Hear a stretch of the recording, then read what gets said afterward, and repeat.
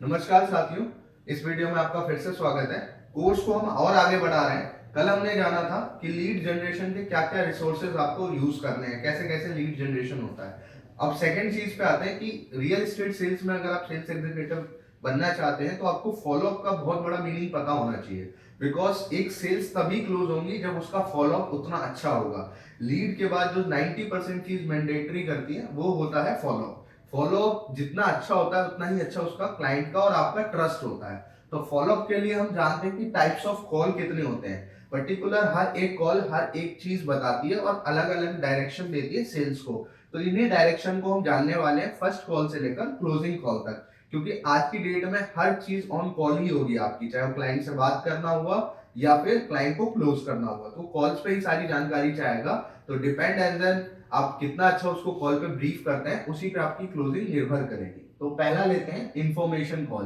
Basically information call आपकी first call होती है किसी भी क्लाइंट को। जब आप अपने प्रोजेक्ट या अपने प्रॉपर्टी के बारे में बताते हैं तो वो इंफॉर्मेशन कॉल होती है। उसके बाद अगर वो इंटरेस्टेड होता है तो फिर आपके साथ आप उसको डिटेल्स वगैरह शेयर करके उनके साथ फॉलोअप पे आते हैं। सेकेंड कॉल जो होता है, जब आप डिटेल शेयर करते हैं तो उसको अगली कॉल जो जाती है वो है फीडबैक कॉल। मैं वन बाय वन बताता हूँ। जब आपने किसी क्लाइंट को फर्स्ट टाइम इंफॉर्मेशन कॉल कर लिया और डिटेल शेयर कर दी तो उसको जस्ट 2-3 घंटे बाद एक बार रिमाइंड फीडबैक कॉल जरूर करें कि सर मैंने आपको डिटेल शेयर कर दिया है, आपने डिटेल्स देखी कि नहीं और आपको डिटेल्स कैसी लगी। अगर रिस्पॉन्स अच्छा मिलता है या कोई क्वेरी होता है तो उसको प्लीज सॉल्व करें। और रिस्पॉन्स अच्छा मिला तो उसके बाद आपको उनको पूछना है कि सर आप साइड विजिट और मीटिंग का कब प्लान कर रहे हैं। तो इसी कॉल को बोलते हैं side visit and meeting call.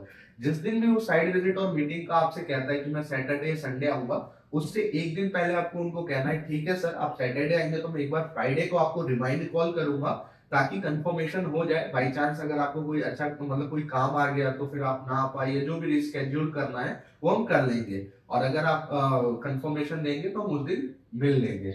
उसके बाद जब आप साइड विजिट और मीटिंग कॉल कर लें तो अगली कॉल फिर साइड विजिट के बाद फीडबैक कॉल होती है।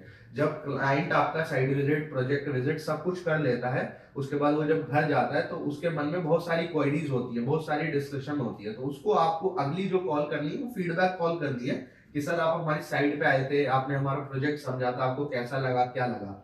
उस टाइम क्लाइंट आपसे बहुत सारी क्वेरीज लेके बातचीत कर रहा होगा, कुछ नेगेटिव्स कुछ ऐसे कुछ वो जो उसको पता चला होगा। तो उस टाइम आपको उसकी सारी क्वेरीज पहले सुन लेनी है और सारी क्वेरीज आपको वहां पे फोन पे आंसर नहीं करना है, ये चीज मत कीजिएगा। उसके बाद उसको 2-3 क्वेरीज सॉल्व करके अगली जो चीज है टारगेट करना है वो है मीटिंग कॉल या क्लोजिंग कॉल। मीटिंग के बाद ही क्लोजिंग कॉल होगी। मीटिंग क्या होता है, बेसिकली क्लाइंट के बहुत सारी क्वेरीज होती है, फैमिली रिलेटेड प्रोजेक्ट रिलेटेड बहुत सारी। तो आपको उससे मिलना है, मिल के ही आप उसको अच्छे से क्लोज कर पाएंगे। और अगर वो कॉल पे क्लोज होना चाहता है तो आप उसकी क्वेरीज को 1-to-1 सॉल्व करें और इस डील को क्लोजिंग तक लेके आए। ये टाइप्स ऑफ कॉल्स आपको क्लोजिंग में मदद करते हैं। तो इन्हीं को हम बोलते हैं फॉलो अप। तो आपका जितना स्ट्रॉन्ग फॉलो अप रहता है उसके बाद लास्ट कॉल जो होती है, जो मैंने इसमें नहीं लिखा है वो भी मैं आपको बता देता हूँ। आफ्टर दैट क्लोजिंग, उसके बाद जितनी कॉल जाती है वो उसकी सर्विस के रिगार्डिंग रहती है कि आप कितना बेटर उसको सर्विस देते हो, कितने अच्छे से आप उसकी क्वेरी उसके बाद सॉल्व करते हो। ठीक है, तो ये होती है रियल एस्टेट सेल्स एग्जीक्यूटिव की follow up calls. Thank you so much.